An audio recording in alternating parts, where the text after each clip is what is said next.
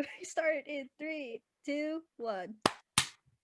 Oh, the lag. You gotta love the lag.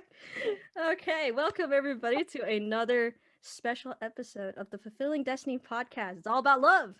And we are celebrating Pal and Galentine Day. Unfortunately, I do not have any other members to be joining us today, but I got these three lovely individuals here with me today. And we'll start with I don't know what side everybody is on, so whoever wants to go first, introduce yourselves. Or whoever's below me, who's going? I don't know. Yes, Somebody. whatever. I'll go. Hey. So it's cool to be back. Happy New Year to people who I haven't said Happy New Year to, and Happy Black History Month. To everyone out there. My name is Elise or Minnie, and I'm feeling good. I'm feeling great, and I don't know. I've watched a lot of TV lately. I think it's time for me to start reading some books. We'll see how that goes. That's a good intro. All right, who's next? Actually, we'll save the new one for last. The newbie. We'll save the newbie for last. All right. Last. Hi everyone. I'm back. Y'all thought you got rid of me, but you didn't. Now I'm here. Dr. Love and Holiday. I'm just like, yeah. My name's Jas. I'm, always glad to be back on the podcast. I love being here. I love being around powerful women X, and I'm excited to have this conversation, have this dialogue about, love and relationships, especially for February. Such a great month. Very excited. And we got our newbie. Hello, this is my first time out here. Ayo. I'm shy, but I said I would work on it in 2021, so here we are. Hey. My name is Jessica, and yeah, this is my first time here. I'm excited. Everybody's so nice. Yeah, well, I mean, kind of have to be. You're kind of like adjacently our boss, but I'm really not. We're friends. I'm joking. Anyways, but yeah, so aside from it being the month of love, right? It is also Black History Month. So not just including this episode, we are having I think 3, maybe 4 episodes this month, at least hopefully. Just about talking about healthy love and relationships, and also exploring more in-depth topics on Black history, because as much as I know, we only know the big prominent people that are pioneers in acting or like in movies, music, politics, and all those things, but we also want to focus on the smaller, like not all heroes were capes moments, the small town heroes, the ones that we love that can even be as close to be our friends or family members, etc., etc. So that is something we do want to highlight, and then that's why at least also you're here, because you could shed a lot on what it is to be, well, Black, right? it's really bland and blunt. That's probably the only way that I could say it. I'm so sorry. It's true.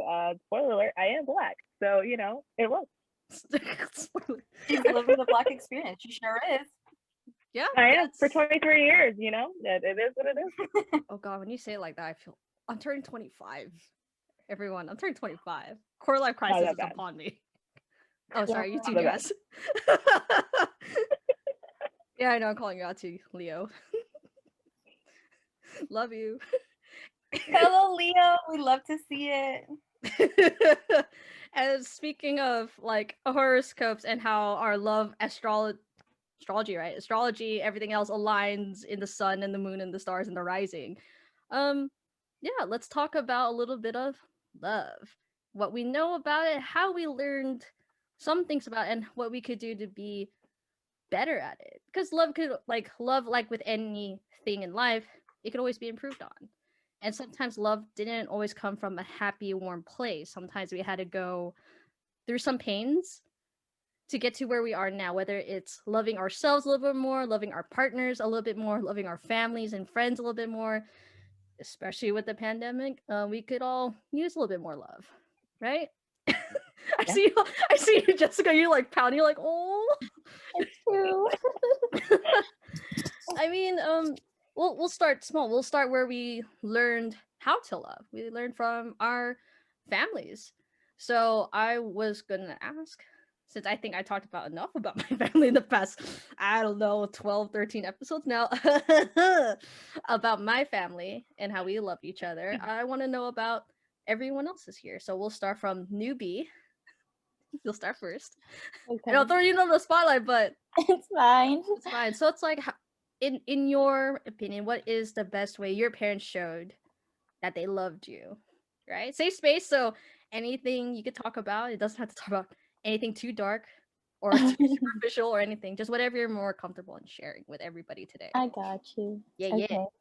I think for me, while I was growing up, love wasn't necessarily like the conventional, like my parents showing me a lot of affection and things like that. And they didn't necessarily say like out loud, I love you all the time.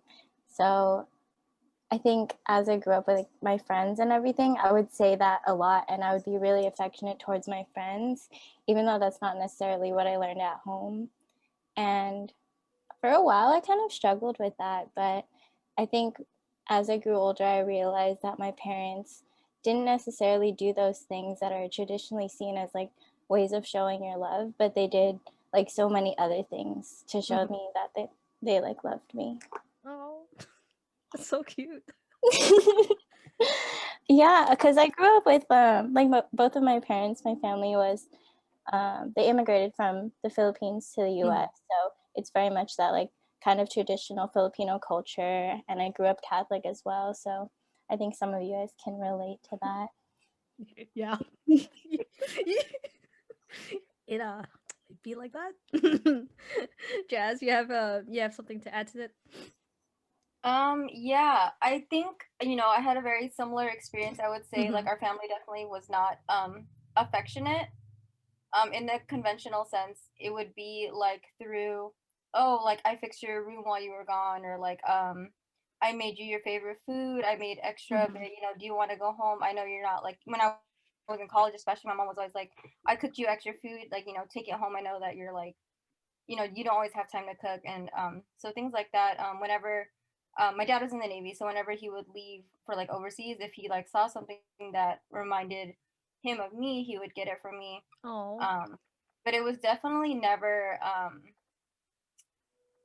definitely like something that was like we wouldn't really hug each other or like say I love you. So I think I was kind of like the opposite for my friends. Like I feel like for some people I was touching, but generally I was just like, hi. And I feel like even now, and like to my partners, I'm not always very affectionate. So I'm really working on trying to break through that. If anything, and this sounds really, I really don't mean to say this in a negative sense, but I feel like Mm. a lot of my parents' love came with was tied to my achievement, or like Mhm. when they displayed very obvious love, it was displayed with, or it was kind of tied to my achievement. So they would be like, Mhm. it would be more like apparent that they were like they love me, and that they seemed like they were beaming more when they spoke about how I was being successful in school or work or whatever. And so it was also coupled with criticism whenever I wasn't. So I feel like Mhm. um with my, especially with like my partners, I feel like I'm especially hard on them sometimes, and I don't catch it. It's just because for me, I'm more comfortable being able to say that with them. Mhm. And unlike with people who I'm not close with, I don't display that same kind of close, like that's how I kind of display my affection. And so that is definitely something like I'm working on. Mhm. And I also have like a different dynamic and understanding of like partner love, just because my parents they did have an abusive relationship, like an emotionally abusive, Mhm. and it ended up being physically abusive when they were a little bit older and we were a little bit older.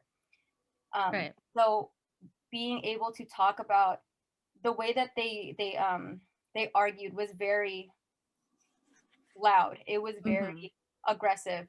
And so I really picked up on that and not being able to handle my emotions well. And I thought it was normal to like when you speak to someone to always be yelling and always be like Mhm.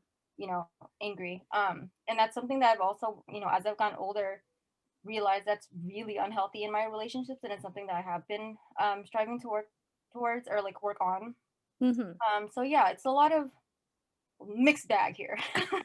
No, that's perfectly okay. And then, like we said earlier with the intro, we all learn love in different ways. Some of them are just not healthy, and some of them didn't come from warm places. And like, I commend you for being open and vulnerable to us about it, because that is a reality for some, like for some people out there, that they had to grow up learning that this was it, and then when they go into relationships, and that was the only way they knew how to show any form of connection, it's not great. But I also, like, other than commending you for your vulnerability, I commend you for knowing that you need to learn how to undo them, or how to change them, to make sure that you and your partner are communicating better and you're more understanding. So I love you.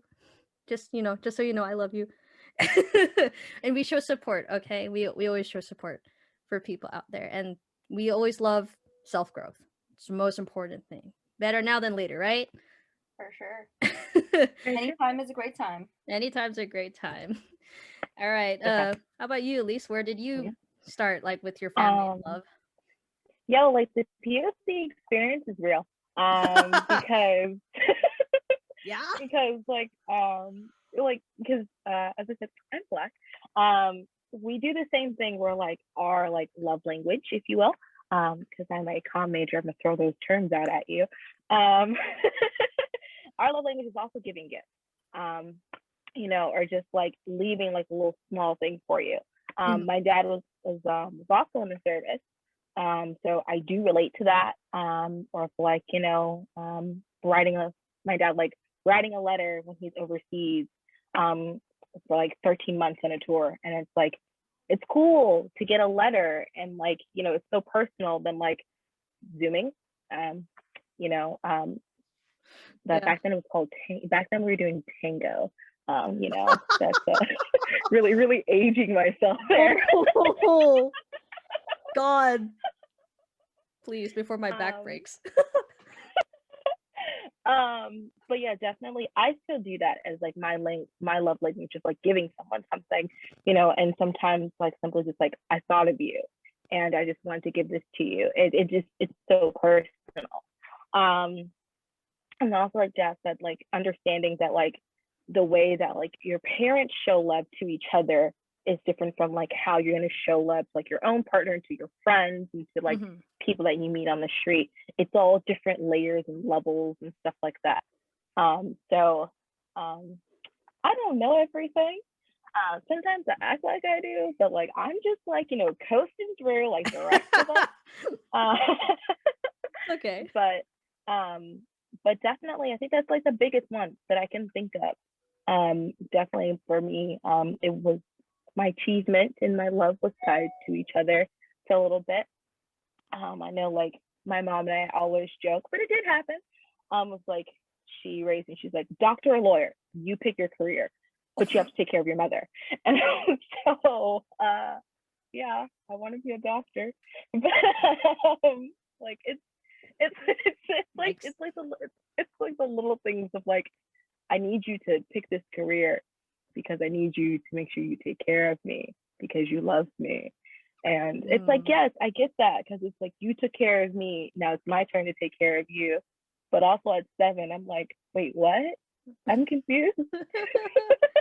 Oh, yeah. So yeah, that's the whole thing. And also like learning like love during a pandemic is a little different. But I guess not as different for like people who are in the service.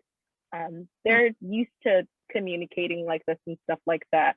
But it's a little different, but it's cool. Yeah. All right. Here goes my soapbox on my relationship with my parents. It's not too long, not terribly too long. So for those who have been listening to the podcast, or have at least been listening to me talk about my family, it is a lot like everybody else here. Parents very Catholic. My dad's in the service. I immigrated from Japan to America, so I think for at least anyone who understands South Asian or Southeast Asian displays of affection, it's very private. everything you really do is in the privacy of your own home, unless you're married. Then you could be very open about your affection for each other. Um, so with that, that includes how my parents talk to me and my sister. It is based on achievement in the beginning, and then it became like service. So if I fought for something, it's like, oh, I put the clothes on your back, the roof over your head, the bed you sleep in. It's like, well, that's kind of toxic. But it's part of it is just like I understand that thing. It's like if it means making sure my child is cared for, everything else could come second. Praise, hugs, kisses, stuff like that, which is fine. But then I start to crave, or I envy my friends who I see their parents coming to pick them up after school or hugging them really close. It's like, wow, I want that. But obviously our parents are very different, so it really just depends. It could just be surface level. I could see them hugging their kids really tight at school, but then at home that's completely different, and I don't know what could happen at home. And then as far as how I showed my love for other people, it's really like even with my sister.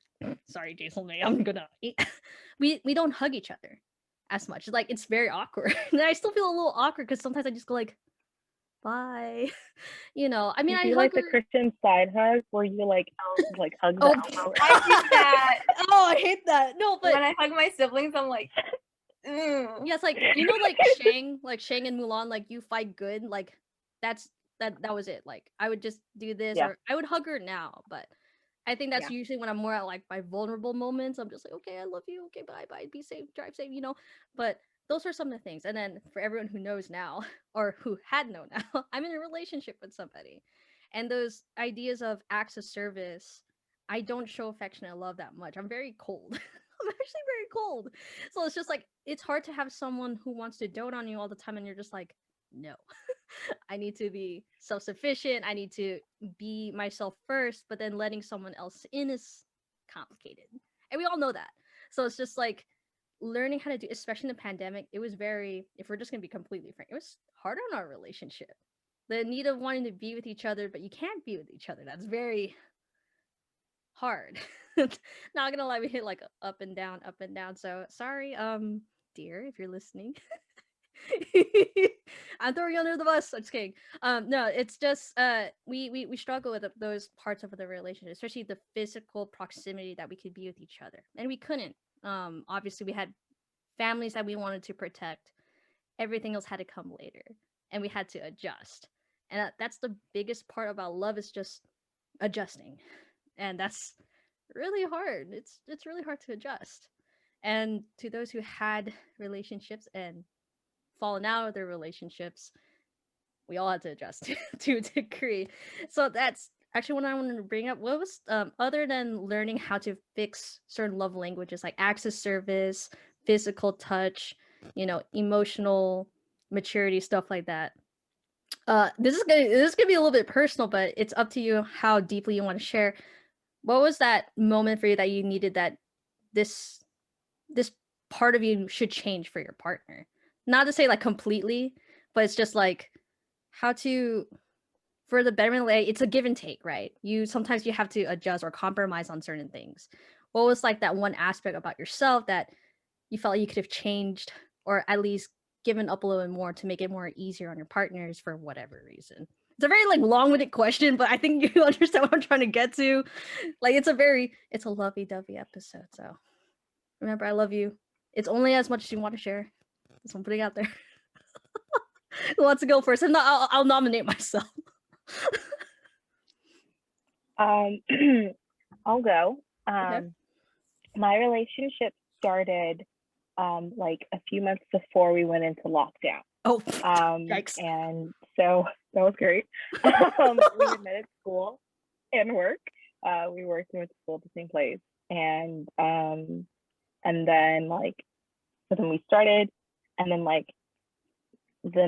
the lockdown happened. And so it's like, cool, now I have to move back to Los Angeles.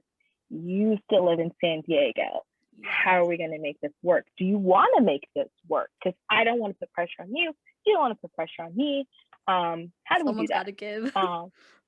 So yeah, that was cool. So we went from seeing each other Monday through Friday, and sometimes on the weekends because of school and work, to like 2 times a month. And so for me, I am sometimes not as affectionate. So I'm not really like the person for PDA sometimes. Mm-hmm. So I'll know like I'll have to like, oh, we'll cuddle more often, or like we'll make sure to like we'll spend time to like watch movies together. Like when I come to San Diego, is like to make sure for like the 14 to 21 days that I can't see you, the 3 days that I can, I'll make sure that as much as that time is like spent making sure that like you're doing okay, I'm doing okay, and you know, so that physical contact that gets to happen is like really there. Mm-hmm. And then we'll like text each other, and we'll sometimes call each other. Sending memes is definitely a great way to like help a relationship. It's valid. It's a valid. I love a meme. I love a meme. It's good. Oh my god.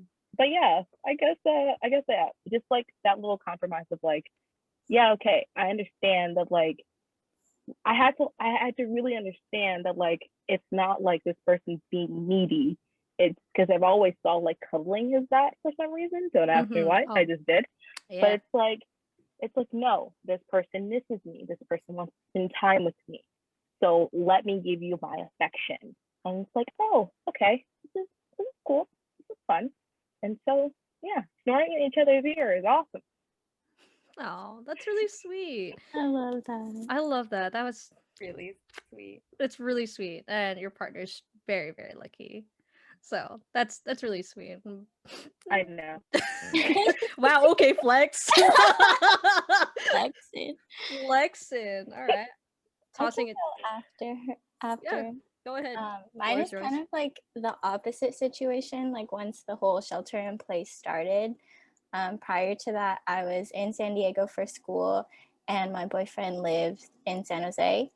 So before the whole pandemic started, we were long distance for Dang. almost 2 years. I think we were long distance when we first started, and then he actually moved to San Diego for a little while. I think like 6 months, which was really nice. I got to see him really often, and I think it was nice that it was in kind of the beginning of our relationship. So we got to kind of build that foundation of being together and like having like that connection before we like really became long distance for the majority of our relationship. Mm-hmm. But then once the pandemic started, I moved back home, and for a while I was pretty much living with him, like Mm-hmm. not even at my own house here in San Jose. So it was really interesting to get used to like not seeing somebody for like months at a time to being with them like literally All the time. 24/7. And I think like it was definitely, even though it was really nice at first, like we were both super happy, it was definitely a challenge and something to adjust to because Your space, right? yeah, Yeah. I definitely noticed that I started to kind of like lose myself. And it wasn't really, I don't think it was either one of our faults. We just weren't aware of like setting boundaries before that, because prior to that we like lived our own lives separately pretty much. So I think something important that I learned was to like not take it personally if my boyfriend wanted like his own personal space. Like it was like you can't just be with somebody 24/7. And like for me, I am kind of like that clingy, like needy. I wouldn't say that anymore, but No. I was kind of like that type of partner. So it took a lot for me to learn to like respect somebody's boundaries and give them that space that they need. Because I think for me, I could personally like be around him like all the time. I wouldn't get sick of it. I'm gross. No, it's okay.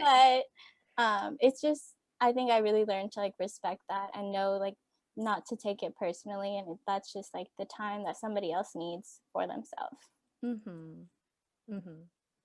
That's good. No, that's cute. Actually, no, question though. Since you did live with him, and then before we go to Jazz after, right? When you did live with him, because you said you respected space, did the two of you have your own offices?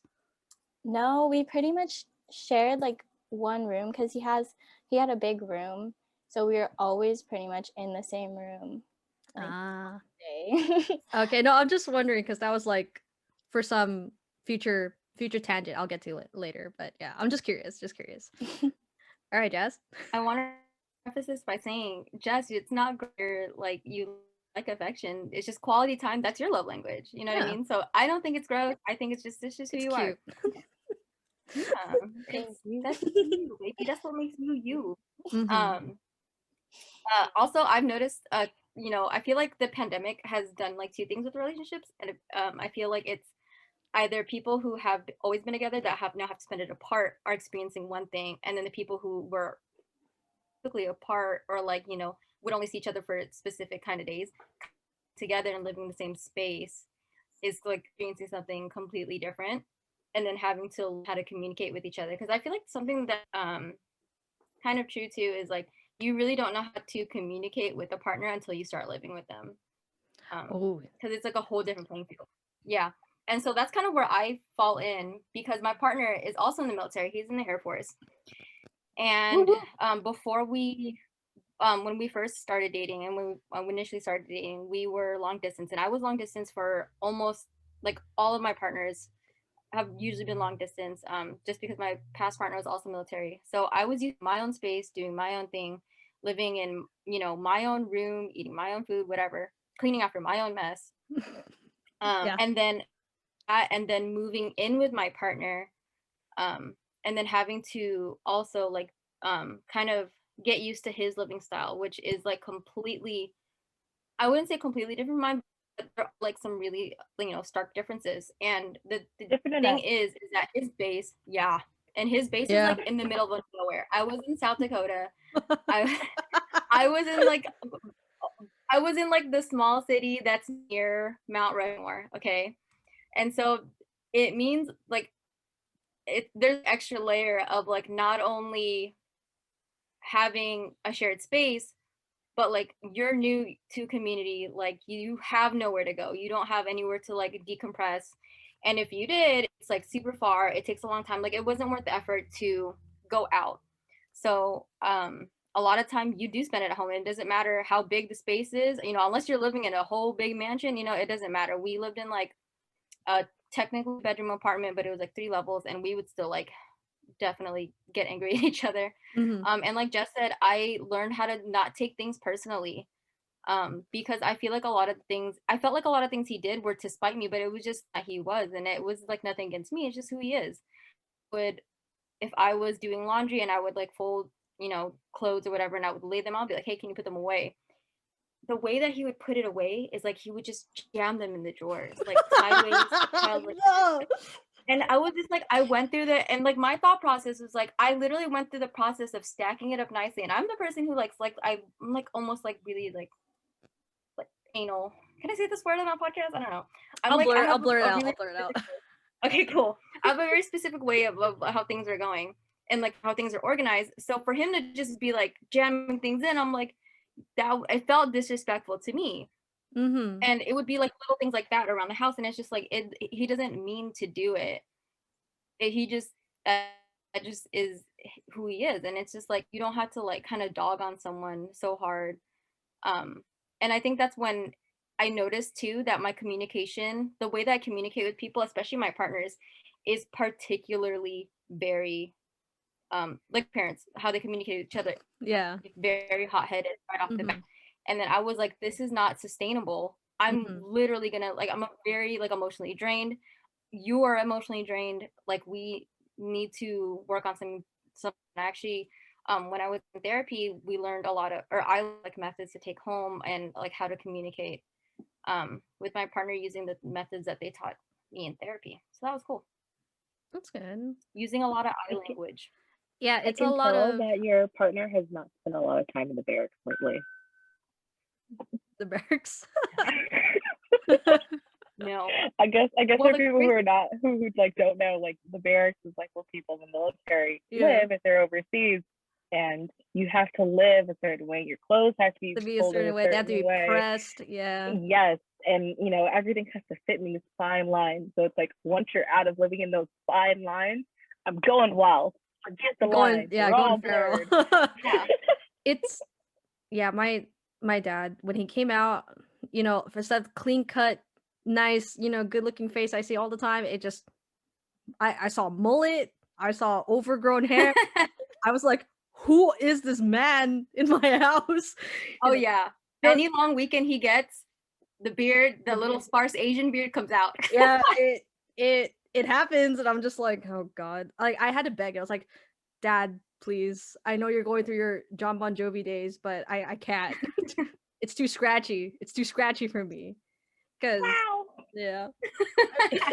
I mean, the reason why I brought it up is because when I talked about my parents earlier, they were very acts of service type, but now that they're older and we come to an understanding of how what we used to communicate with each other was not necessarily healthy.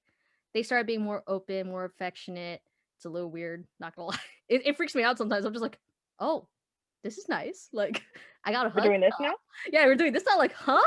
You know, but you know, the bitter part of me is just like, okay, where was this when I needed it when I was 16 and crying? But at the same time, it's just like, now it's fine. Now's a good time. At least since I'm stuck at home all the time, it's just like I could be a little bit more patient with my parents. I definitely a little bit like Jazz. I get a little hot headed that like when you talk to me a certain way, my ego goes up, and I'm just like, all right, you don't need to talk to me like that. I'll fight you on it, but it's like I can't do that. I definitely can't do that to anybody else. If I can't do it at work, and I can't do it at home, I can't do it anywhere else, and I shouldn't talk like that to anybody else.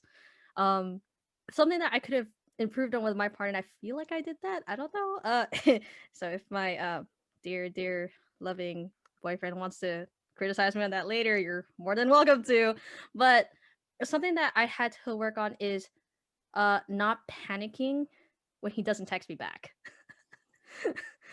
Okay, so I'm not it's kind of like what happens is that my mind does a thing. I had to do this in therapy. It's catastrophizing. I don't know if I pronounced that correctly, but if I don't hear a response, my first thought is like he's dead. Now, like, no, no. Like, he's like, oh, I'm going out to the movies, you know, and not. I don't want to be the parents like, all right, text me back when you're done. Do you have a ride and all that? No. But when I don't hear a response for a prolonged amount of time, it does worry me, because his routine is very like varied in general.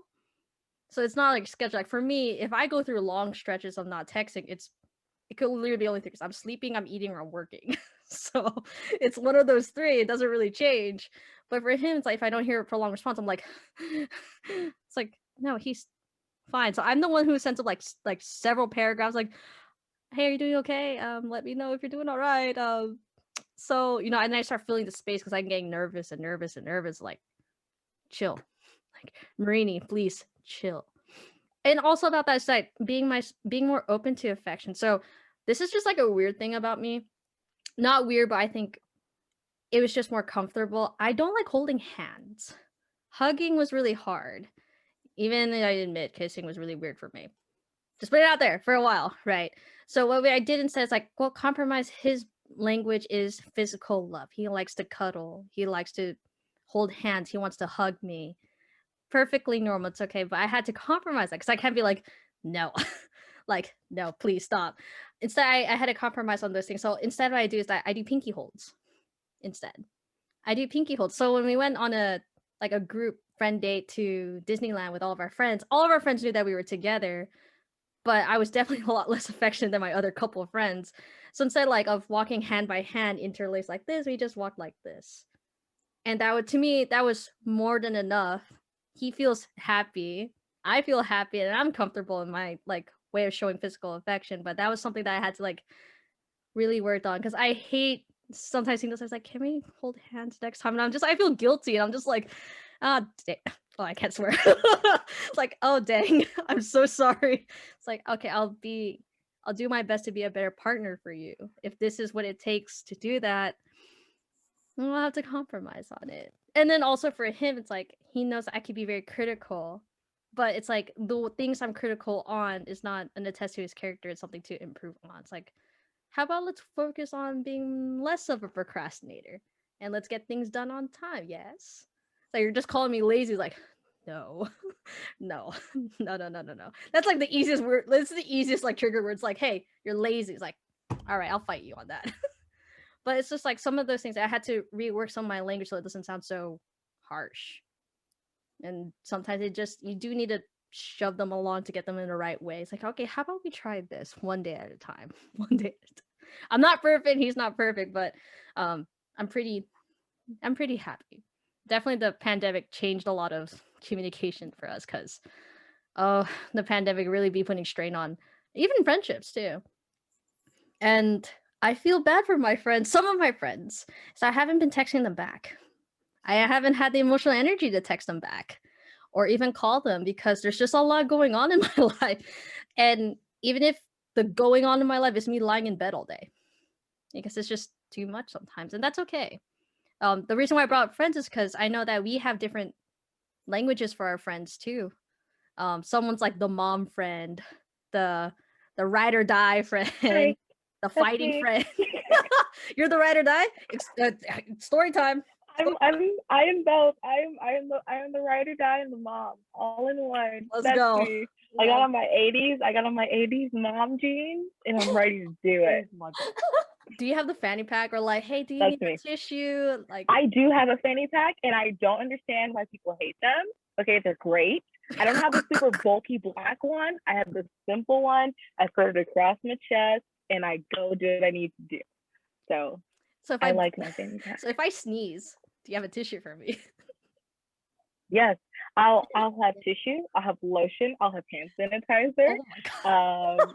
I used to carry Neosporin in there. You're such. She has a full first aid kit. Yes, She's that person. Yes. I need that person. yes. I Okay, feel well, like to you be definitely fair, are the like, friend. to be fair, like my little brother would get hurt all the time growing up as a kid, and like he'd always come home with scratches, and so like we always had to like have band-aids and Neosporin because he would be injured. So like for me, that's just what I was used to. And then Slap it like on. I have yes, and I have eczema, so like I have to keep my hands moisturized. Like I always like have to have my lotion, hand sanitizer before the pandemic. Yes, things like that. You gotta be ready. But yes, my friends do call me the mom. I definitely am the friend still, even though I have graduated. Where people come to like, hey, what classes should I take? I don't know. I am not. We don't share the same major, but I will help you figure it out. I know you're not going to want to go to the counselor, but we're going to do it together. We're going to figure out what classes you need. Who You're has my the best emotional support reviews? friend. That's me. You're perfect. I love you. That's definitely me. Yes, I will be here for you, even if you're wrong. Like I tell my partner, and it's probably not the best thing, but I'll let him know. I'm like, You're I wrong. know you'll be wrong in public, but I'm gonna back you up. But I'll tell you in private you are wrong, but I'm gonna back you up. That's A real one. That's commitment right there. I love it. What about you, Jessica? What friend are you to your friends? I honestly don't know. We talk about this all the time. I feel like You're a meme. kind of. I'm like the friend that will put something random in the group chat and nobody will respond for so long. And you But just it's laugh to fine. yourself, like, oh my god, Yeah. it's so funny. Yeah. I really don't know. You're a bean. You're an absolute bean. Yeah. Someone like protect Jessica's squad. Like honestly. Oh my god. I don't know. No, We talk about it all the time though, because I have a friend group of like my 3 best friends that we've been friends since like freshman year of high school. Like even now, even though we don't talk all the time, like when we do get together, like it's like the same thing, you know what I mean? Mm-hmm. Yeah. And we talk about it all the time, like what kind of friend are we? But I feel like all of us kind of fulfill different roles at different times. But we definitely have a mom for sure, but it's not me. Could not be me. Oh man. You're the middle kid that sometimes they forget about. Oh, there it is. That's why they're not responding to your memes. Because like, oh, it's the middle child. She's the middle child. Jeez. What about you, Jazz? What kind of friend are you to your friends? I don't know. I'm definitely one of those like proximity friends, and that but I'm also one of the people that like, if we like left off, I'm gonna pick it up in a place where it's like as if we never left off. Just because I'm like, I like can't handle a lot of like relationships at one time. Like overwhelms me. It's very like emotionally draining for me. Um, so I'm always just like, if I pop in like once every 3 months, just like I'll check in and be like, I'm still alive, guys. But like, um, I feel like when I am there, like I like to be very present and centered, and like really focus on the time that I have with that person and try to have, like meaningful conversation. I'm trying to get better. This is like one of the things I'm also trying to improve on. Is I'm just trying to be like a better friend and be like, you know, at least check friends more often. Be like, hey, how are you doing? You know, I'm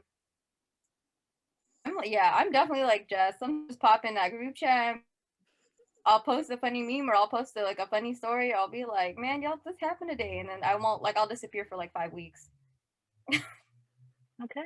That is I me mean, too. that is really you though. In group chat, you're like, all right, here's like my six paragraph monologue about what happened at work today. Someone help! Or like, respond, tag somebody. Sorry. I'm also dude that gets like really deep really fast. Like I don't know how I end up in that place, but like we'll just start talking about something and all of a sudden it's like trauma, like Oh, or like opening up about like spirituality, or it's like opening up about something that's important, and it's like I don't know how we got here, but like sure. no, it's perfectly fine. It's perfectly fine as long as it's you feel like you're comfortable in the headspace to talk about it, and then everyone else around you's like, all right, yeah, go ahead, tell your story. We got you. Like finger snaps, we got it. Um, for me and my friends, it's either I'm the giver, like I'm that giver friend. I will give you nothing but all my time and energy if you're desperately in need of it. For whatever reason, like breakup, tragedy, my car broken down, like all right, I got you. Send like drop your location. I'll help you like pump up your car, you know, whatever. But then also I'm also the mom, especially to my younger friends. My friends who are like maybe a year, 2 years younger than me, like I dote on them a lot. It's like, oh, it's like, all right, what do you need? It's like, I was like, oh, I'll buy boba for you, I'll buy your food for you, stuff like that. Like, doting. It could be like this could be also projecting. Like, I want to be able to take care of my sister in that way too. When I was younger, like be that big sister vibe, but she didn't want it when she when we were younger. But no, it's perfectly fine that she didn't want it. It's because she's big, she's independent, she's that woman. It's like, nah. I'm gonna I'm gonna make my presence known in this world and no one's gonna come into that space. Like I'm gonna own the room I walk into. That's perfectly fine. But then part of me is just like I kind of want to dote on someone who's younger than me. Like it'd be like that. But those were some of the things that I did for my friends. Either too generous with my time that I don't know my own personal boundaries. Like I give too much that it wears me out. Then when if I tell like my partner, it's like, hey, so this happened to so and so today. It's like you need to take a break from that person. It's driving you up the wall. And I'm just like, yeah, I probably should. It's like, but they need someone. It's like, they're not going to go off the rails. Like, that's what, like, this is like a conversation we had. It's like, that's what you think due to their history or whatever. Sometimes, like, I find myself having friends that have some very deep emotional traumas. And sometimes I just do worry because, especially now that things can flip at the top of the hat. And it's sometimes I just have to be a little bit more hyper vigilant about them. Like Jazz said, like sometimes I just need to check in more because I don't know what's gonna happen in the next 5 weeks, 5 months. So I try to do at least once a week. And I actually have a friend who does that every week. She was in the podcast before, so this is a shout out to Francesca Guerrero. Every Thursday night, she sends a very big, long text message to our group chat to tell us that she loves us, she affirms our struggles, our values, and what we're trying to work towards. And then, she says, like, when we do get back, let's all have a group date. Let's get boba together and some, like, hotcakes. And I'm just like, I like all those memes of, like, so precious.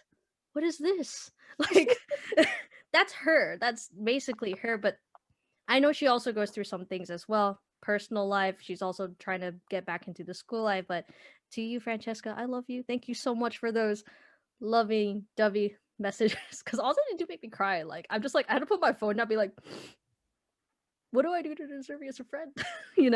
But those are some of the things that we definitely could be better as friends in general. Checking on our friends a little bit more often. I think they do appreciate it. I know my friends do too. So like if I see those notifications like, oh, so and so sent a meme to the meme chat or something, I have to at least like it. So at least they know I've read it. So at least they know I'm alive. Like put a thumbs up, put like a little funny comment. So I would like to try to do that more often. So it's just love is hard. Love is tiring. The emotional energy it takes sometimes, like Jazz said, to keep up with all of these relationships is particularly difficult. But yeah, so where do I segue off of this? Let's talk about, we'll make this one last topic. The actually I want to toss this to Elise, since our relationships are a little different. Would you feel comfortable sharing? Sure. Yes, please do. Do you want to go first, or shall I go first? Sure. I guess like what aspect of like my relationship is different? I'll start first. So I'm Okay. bisexual, right? Yes. So Yes. struggling with understanding my sexuality and in a relationship. So yeah, so stuff like that. So like for instance, for the most part of my relationships, I've just dated hetero, like I had a heterosexual heteroromantic relationship. Yeah. Yeah. But sounds like probably the weirdest thing to say on the podcast. I was just like, but I found the female form, or at least in my eyes, just very beautiful, and I find it very attractive. And it's just like, what am I supposed to do with these feelings if I'm supposed to be in love with somebody else? Not my current partner, but like my past partners. So it's just like, oh, oops, sorry, sorry. But it's just like, so it's like, what am I supposed to do with these complicated feelings?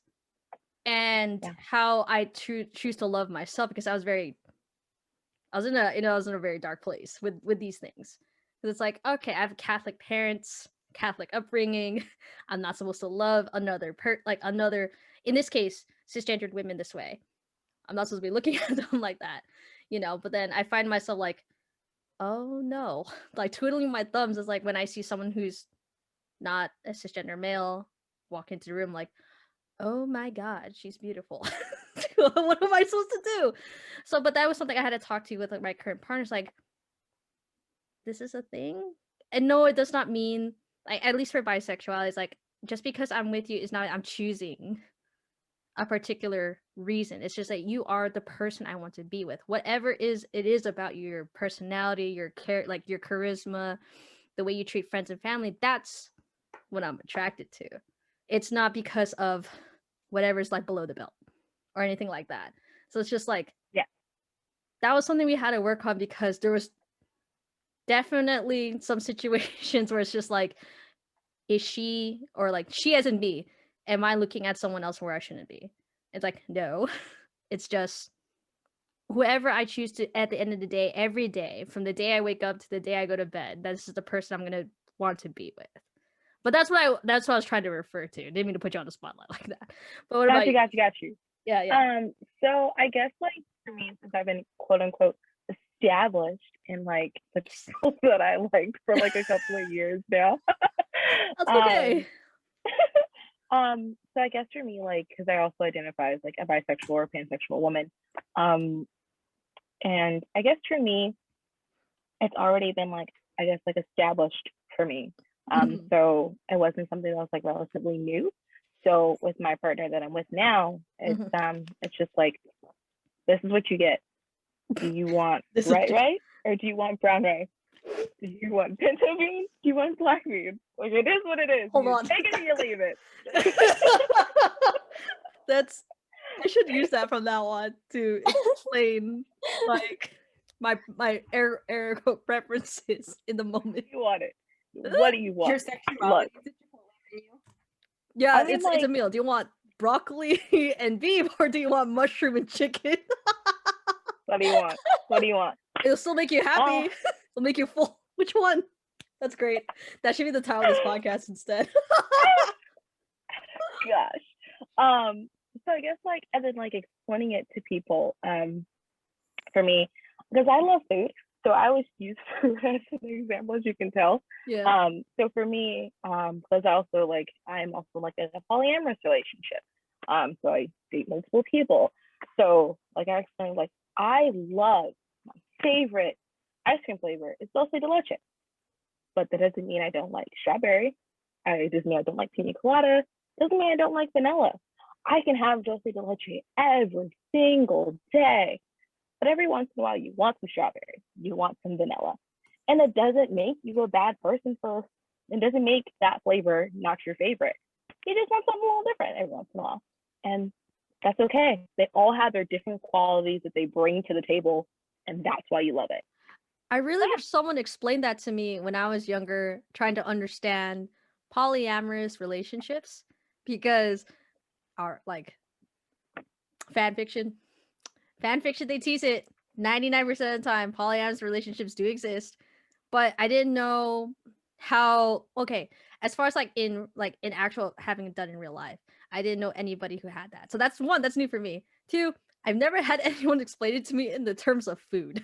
So, and to do it very simply, like you said, you could have vanilla for quite honestly the rest of your life, but you dabble in every other thing and you could still love it just as much.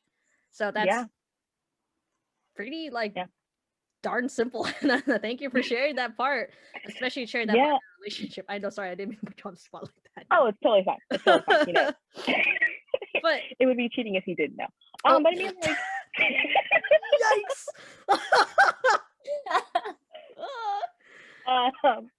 I mean, that's the way that I explain being polyamorous and people who are bisexual or pansexual. Mm-hmm. It's the best way to explain it to people, and they're like, okay, I get it. This may not be for you, and that's totally fine. But at the same time, this is what the person likes. That's fine. I don't like chocolate ice cream. I don't like pistachio. But it doesn't mean that I should be rude to someone. Okay, so I'm not going to be mean to Jan-Marini because Jan-Marini likes pistachio. That's not okay. Jan-Marini's still a person. See? Yeah, that's true. Yeah, that's. I the only reason why I brought that up is because you and I, we have or at least we have established that we have different sexualities in comparison to Jas and Jessica, unless there's something that you'd like to share. Just kidding. I'm kidding. You don't need to put yourself on the spot like that. But at least for just in this case, I thought that'd be something to share, at least for to bring it all around that there are some different parts of our love languages or about ourselves that we could love more. And actually, last thing, so we talked about friends, we talked about family, we talked about our loved ones, our partners. What about ourselves? What's something that we can do to love ourselves a little bit more, especially now since this is what the anniversary of the lockdown for us. Almost a year. Oh yeah. But if anything, you want to use this last soapbox to do a love letter to yourself. So in a couple years from now, when you check back on this episode, you'll be like, dang, So what is something that you could tell your future self about how to love a little more gently, Definitely patience. I'm in therapy and I don't mind saying it. Mm-hmm. I need more POCs to get into therapy. It's okay to pay to have someone listen to you. That's fine. Your friends don't always need to know your problems, okay? Because then they're just going to talk about you behind your back. So she's yes. Wrong. So I and don't think that family members don't talk about you behind your back either, because we definitely do. So I mean, I guess for me, it's learning to be a little bit more patient, mm-hmm. but also understanding that I don't need to take on everyone else's problems. Right. I can understand someone's problems. I can feel for them. I can be there for them, and I don't have to take on their issues as my issues unless they tell me to, because that's not healthy for me. Mm-hmm. I can't save everyone, and I'm not going to save anyone realistically. So I can be there for you the best that I can, but learning to set boundaries for myself has been, sorry, the mango Filipino drink that I have been drinking is slightly coming back up in heartburn. So yeah, it's the cool taste one. Hey, love that. That is that's top tier quality juice right there. Just put it top tier quality juice. Hey, am I wrong? It's good. Don't get me wrong. It is delicious. But I think I just drank it too fast, and that was not smart. But yeah, circling back, I need to understand that like I can love my friends but it's okay to sometimes give yourself space from people. Or it's okay to, not have to physically and literally take on someone's problems and feel like if I don't talk to you and I don't check on you constantly and if something happens, then it's on me. Because it's not on me. Because you control what you do. I control what I do. And I understand that like putting things in boxes to people is like the thing we're moving away from. But for my own mental health, I have to sometimes put people in boxes so that way I can just like, okay, I'm gonna hang out with Jan-Marini today. I'm gonna take her box off the shelf and we're gonna talk and we're gonna unpack that box. And then when we're not, we're gonna put Jan-Marini back on the shelf. And when we want to check in, we'll check in. And that's how I've kind of been like doing. And that's kind of like what my therapist and I have been talking about. And that's been pretty good. I really hope people do that. I mean, if that works for you, that works for you. If it doesn't, find what works for you, you know? But also learning how to, I'm gonna get my stuff off of it in a minute. I'm learning how to take time for myself. Let's say really deep. I recently lost my grandmother. It was my last grandparent. Mm-hmm. And since like being in like the part of the POC culture, like you take care of your grandparents. Mm-hmm. And so like I've taken care of like each one of my grandparents until they pass. And this is my last one. So I've done that for 10 years. Mm-hmm. I've also like been in school, and then I've also been working and doing all three of those things simultaneously. And then it all came to a halt. Mm-hmm. And it's like, what do I do? Who am I? So like every once in a while, like you're gonna have to like figure out who you are. And Mm-hmm. because it's like, are you or are you just the person that other people want you to be? Because like for a while it was just me taking care of my grandparents, me going to work, me going to school, me doing sports, me doing extracurricular activities, being like clubs and whatnot. So it's like, who's really Elise? I'm trying to figure that out. So and that changes. But yeah, that's that. I love you. Yeah. I want to say I love you, and then also condolences to your grandparent. Loss is hard. Yeah. Loss is hard, but It is. we like at least we're here for in fulfilling destiny. And to also our viewers, like if you're going through a loss, just know that there are people out there that could help you. You have friends and family that will always support you. Sometimes if it means that that person who is grieving right now ghost you, it's because they're taking time, they're grieving, they'll come back when they're ready. And thankfully, like when I reached out to you, it was at a time that was not, hopefully not when you're when you're going through it. It's luckily I Yeah. caught you at a good time too. But I'm glad Yeah. that you're back, and I'm glad that you're taking that time for yourself to figure out who you are now. Because like you said, you're finding out who you are simply without all those duties and roles, and I applaud you for that. Really, something to strive for. Thank you. All right, don't mess up that. Okay, Jazz, you want to go next? Because I know you do have to go soon. That's why. Has to go soon. Oh, me? You have work tomorrow, don't you? This whole week, my sleeping schedule has been awful. So I mean, it doesn't really matter. All right. After you, then go ahead. I would definitely say that my self-care, is definitely in this alignment as Elise's kind of herself. I think for me it's definitely being patient on my journey and patient with my progress with myself and my career and where I want to go in life and who I want to be. Because I feel like similar to Elise, like I've had to do so many things. Like I've had to help crutch my family when my ended up leaving, and my mom was all of a sudden a single parent who has been out of the workforce for a very long time, and it's hard to get back on her feet. So that was like me for a long time, having to be a server and a service person for a really long time, and having to be a student and having to be all of these different people. And then I feel like I really did lose myself in that. I didn't know who I was at like in my early 20s, in my mid 20s, and now I'm kind of taking time to really learn who I am and what I like, and also not comparing to my friends and their successes, because I always feel really happy for my friends and being able to celebrate their successes. And I just have to know that just because they're succeeding doesn't mean that I'm failing. And Absolutely. I'm, I'm taking, little wins, like being able to finish a day and still be here is like a huge win for me every single day. Um, and I think being able to, again, like Elise said, prioritize myself and prioritize my mental health, because I feel like a lot, what I do, I'm like, how can I do this for this other person, or how can I do, be a better worker or whatever. But it's like, how can I be better to myself? How am I serving my needs and my mental health? I would definitely say that's kind of hopefully something that I'm, working towards.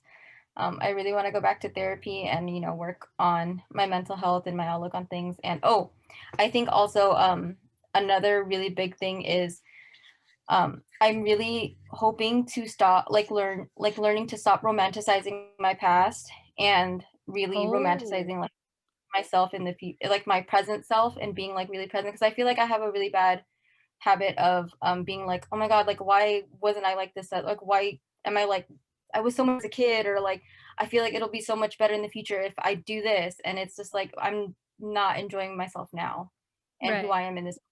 So That's, Jazz, are you that's doing that now? Are you, girl? Future me? future you, I think would at least look at me as like, oh girl, trust me, you're doing that now. I would like to think so. I think future you would be like, you did good. It's the hope. That's all right. Then she could be like, all right, time to put that person to rest. That person could rest now. And the future Jazz, who will be the eventual president, Jazz, be like, all right, time to go that way to the present or future, right? So thank you, Jazz. And then there are resources out there for you. And I see your see your little. I don't know who's that in the back, but no, what's up? But yeah, so Casual. it's fine. All right, Jessica, what about your love letter to your future self? I think I can relate to a lot of the things that both Elise and Jazz said. Something for me that I've been working on this year. I started, I guess, when we were interns with the whole weekly journal. I honestly used it just to like vent my feelings, but I figured out that for me, journaling is something that I really enjoy. It's something where I can just give time to myself. And I think it's helped me recognize, or what I hope for the future me is that the way I talk to myself or think of myself in my head is much more positive and kind than it is or than it has been. Something I've been like going through in my journals or like reminding myself is like, if I wouldn't say this to somebody I love, somebody I care about, like, why would I think these things or why would I say these things to myself? Oof. So Oof. Yeah, that's something. I'll tell you that much. That's something. But other than that, I hope that future Jess is still drinking her gallon of water a day. You and your forget it. You and your water and your weights and your tattoos. If you were there, you were there. If you weren't there, you weren't there. Yeah, I think for me, fitness and like just drinking water and things like that, like those are my versions of self-care. It's like taking that time to make myself feel good and make sure that, yeah, I don't know. I just really love working out. But I hope that future Jess loves that still. Oh my god. You're adorable. I love you. I feel like I had so many things to like put into words, and Elise and Jazz did it so well. No, it's okay. Honestly, So like it just turned into I love working out. hey, that's valid. If you love working out, think about it this way. Your body is your temple and you want to make sure it's in its best form, right? So that's you can say it like that. It's that for you. It's hard to work out though sometimes. Like it's a real like like diligent thing. Like making sure you get up and you make that time for yourself. So yeah, I mean like with anything, making time for yourself definitely. But yeah, Good it's job, okay. Jessica. I'll get there. I'll get there. Yeah, It's I think we take the small dubs, the small W's. Honestly, like if it Yeah. means just getting out of bed, making it to the end of the workday, valid. If it means drinking your gallon of water or two, three is a little too much. You're That's so you're much. tall. You know, You're tall, though, dude. if you can, if I can give myself 20 squats, you know what? I'm proud of myself. I'm proud. Take You those gotta, dubs. Honestly, take those dubs. you know, you can't run a marathon tomorrow. You gotta start somewhere. Yeah. Somewhere better than nowhere. I'll tell you that much. Is that the last of your thought, I Jessica? think so. I think my main focus was just being kinder to myself in my head. Oh, so sweet. It's okay. It's your first episode. That means you should be back for more. You thought. As for me, when it comes to just my future love letter to myself, first of all, dear Jan-Marini, just kidding. Um, honestly, if I were to tell my future self, as I've told my past self, you honestly need to relax. Like, literally take the chip off your shoulder, whatever steel rod that's attached to your spine. Like, you really need to relax. Like, the day won't burn if you're not on social media, if you're not caught up on your friends' issues, your family drama, etc, etc. You could just lay on your bed and exist, pig out on your favorite junk food, put on your favorite Harry Potter movie, and just vibe. Because sometimes, like, when the day crashes on your face, quite literally, it sucks. And I know that I know we all have been there and we all cope in our different ways. But for me, I tend to push through all my issues, or like I work through them or I ignore them. It's like, are you okay? My partner and my cousin who keep their eyes on me, they're like, you shouldn't do XYZ today. It's like, no, it's fine. And then when I do XYZ, I'm just like, this was a mistake. Or like, I'd be like this close to like either like an anxiety attack or a panic attack. And I'm just like, oh God, why did I do this to myself? It's like, we told you to take a break. It's like, I know now I made a mistake and then I'm crying in my bed. Like, no. We don't do that anymore. So to my future self, it's like, if you felt overwhelmed at any point, take a break. If your duties need to be attended to, do the ones that are most important at the current moment that needs to be dealt with. If not, it could wait a day. It could wait a day. And honestly, it's just, especially now with the pandemic, and it's not it's looking up, but for the most of us that are going to stay in prolonged confinement for whatever reason, just take it easy, love yourself, be gentle with yourself. And for all the things that we're already working on with this like better health, like exercise, either going to therapy to check in with our mental health, taking a hot bath after a long day to fill your physical, your spiritual needs and stuff like that, do Yeah. highly encourage it, especially since if February is supposed to be the month of love, to any degree, platonically, romantically, sexually, just take it one day at a time, right? And then, yeah. So I think we pretty much got through the whole episode in one piece. We broke in our new newbie, Jessica. Yeah. First episode. Yeah. Woo! Woo! See, it's not that bad. We don't Yeah. bite a little bit. A little bit. We like to tease each other all the time. It's like the same thing. But I mean, other than that, it's just for anyone that ever listens, if you do need someone to talk to for anything that you might need, there will be hotlines added down below. In case you're going through a tough time, or if you just need somebody to talk to, there are those for you. And then if you're well within your means, like financially, and you do want to talk to someone professionally, I would highly encourage everyone to do that if they're able to.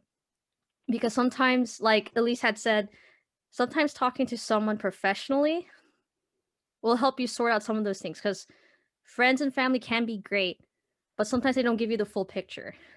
They They're could be biased. biased. Yeah, they're biased to what they know about you and how you act around them. But sometimes talking to a stranger could help open some of those things. It could be some of those toxic habits you have, or some things that you may not have really just took a look in, or to yourself, like, this is something you should be proud about yourself, or XYZ. But yeah, so love yourself, like mentally, emotionally, spiritually, be kinder. So that would be the end of this episode. Can I pop in something about therapy really quick? Go ahead.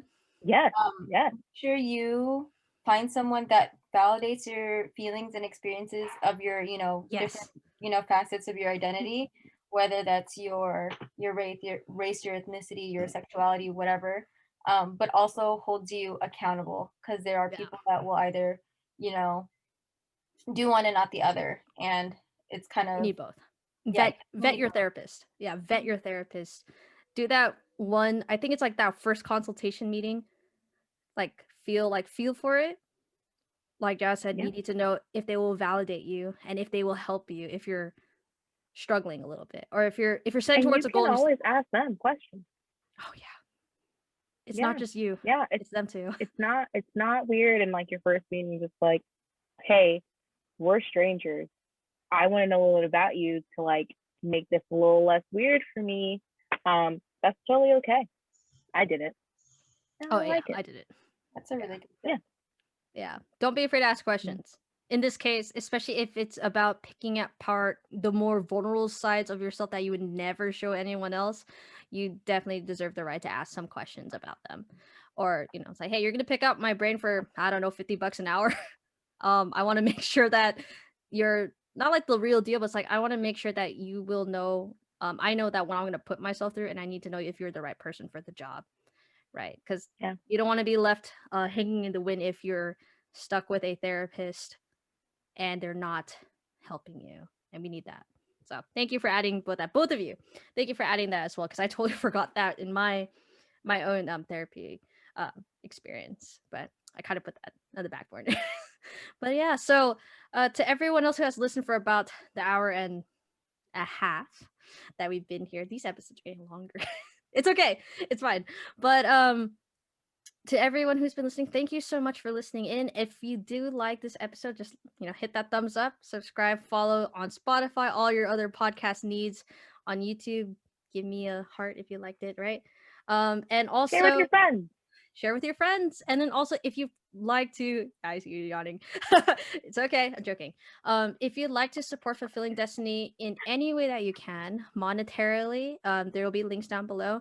Or if you want to send some supplies to us as well, so that we can host these packing parties, right? So Woo! that's actually very important. And I actually want to do a packing party podcast, so someone's gotta hop in on me with that. Yeah, packing party. vibes and packing party. Yeah. So there's that. So from me to you, if it's your mornings, good morning. If it's your evenings, good evenings.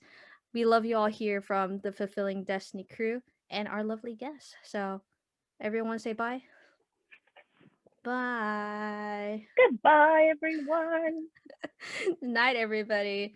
And we could start closing in 3, 2, 1.